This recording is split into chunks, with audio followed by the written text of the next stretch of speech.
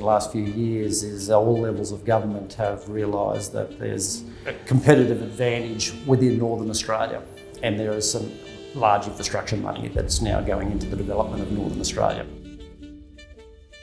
Yeah, my name's Bob Mackay. I'm one of the directors of the Wulguru Group. Wulguru Group commenced in 1976, established in Townsville to service primarily the copper refineries and the local abattoir. Since that time, it's now grown to be 250 people strong, 2 workshop operations here in Townsville and another one in Brisbane, and operate across a number of industries, being fuel, rail maintenance, mining, sugar, meat processing.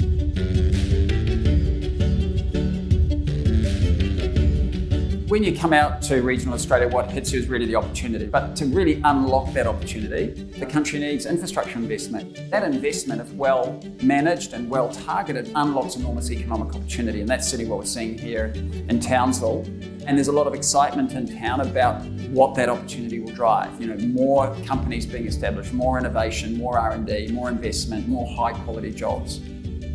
The flow-on effect down through the businesses cannot be understated. One of the stats I love about Northern Australia is that 3.3% of the population live in Northern Australia, and it creates 11% of Australia's GDP. The reason why people are excited about it is we haven't really fully tapped into that resource yet, and we see businesses like Wulguru having a really prosperous future ahead of them.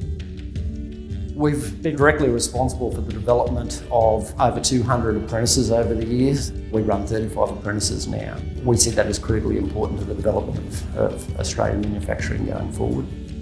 We continue to expand our operations, and we now service the fuel industry up and down the east coast of Australia.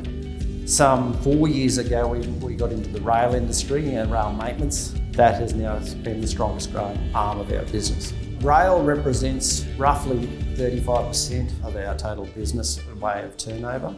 The steel part of the business probably represents another 30%.